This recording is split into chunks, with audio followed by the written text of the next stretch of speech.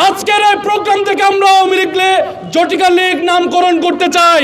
আওয়ামী লীগ কিভাবে আমাদের অর্থনীতিকে গুড়িয়ে দিয়েছে, আওয়ামী লীগকে এ পর্যন্ত যারা বৈধতা দেওয়ার চেষ্টা করেছে সবাইকে আওয়ামী লীগ কট করে দিয়েছে। আওয়ামী লীগের রাজনীতি নিষিদ্ধ করেন, তাদের নিবন্ধন বাতিল করেন। আপনারা আমাদের কথা শুনলেন না, আপনারা শুনলেন ভুট্টো সাহেবের কথা। আওয়ামী লীগ এখন জটিকা মিছিল করার চেষ্টা করে। আজকের এই প্রোগ্রাম থেকে আমরা আওয়ামী লীগকে জটিকা লীগ নামকরণ করতে চাই। আমরা বলতে চাই তারা ৭৫ সালে বাকশাল কায়েম করার ভিতর দিয়া যেভাবে বাংলাদেশের মানুষের কাছে অপ্রাসঙ্গিক হয়ে গিয়েছে, আওয়ামী লীগ জুলাই গণ অভ্যুত্থানের ভিতর দিয়া আবার অপ্রাসঙ্গিক হয়ে গিয়েছে। আমরা ইন্টারিম গভর্নমেন্টকে বলতে চাই, জুলাই গণ অভ্যুত্থানের যদি কোনো একমাত্র ম্যান্ডেট থাকে সেটা হচ্ছে জনগণের রায়। সেই রায়টা হচ্ছে আওয়ামী লীগের রাজনীতি নিষিদ্ধ করতে হবে। যে রাজনীতি নিয়ে হেলিকপ্টারে করে শেখ হাসিনা পালাইছে, ওই রাজনীতি বাংলাদেশে কেউ আর ইনজেক্ট করতে পারবে না। আমরা নির্বাচন কমিশনার সম্পর্কে বলতে চাই, নির্বাচন কমিশন যে ধরনের রোলগুলো করতেছে, তারা এমন একটা পাইপ দিচ্ছে আওয়ামী লীগ ইন্ডিয়া থেকে পলাইয়া হলো নির্বাচনে যাতে অংশগ্রহণ করতে পারে। ওই নির্বাচন কমিশনারের নেতৃত্বে থাকা ইন্টারিম গভর্নমেন্টকে আমরা বলতে চাই, ডক্টর ইউনূস আপনি নিজের কথা স্মরণ করুন। ৬ তলা থেকে আপনাকে লিফট ছাড়া উঠাইছে নামাইছে যে লোক, সেই লোকের রাজনীতি আপনি বাংলাদেশে চালু করতে পারেন না। এই বাংলাদেশে আওয়ামী লীগের রাজনীতি বৈধতা দেওয়ার মতো কোন আইন উপদেষ্টা, কোন আসিফ নজরুল, কোন ছাত্র উপদেষ্টা, কোন অছাত্র উপদেষ্টা, কোন বিরোধী দলীয় দল, কোন সরকারি দল, যেই হোক সব ধরনের ষড়যন্ত্রকে আমাদের বানচাল করতে হবে।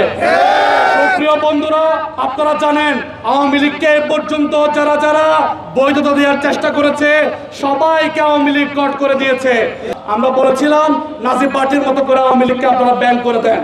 আপনারা বলেছিলাম ফ্র্যাঙ্কোর বাহিনীর মতো।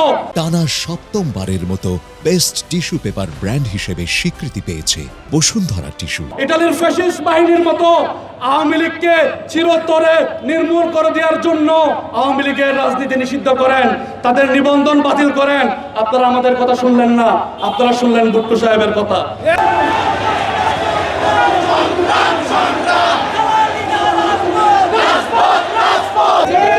শিক্ষার কোনো অংশ না।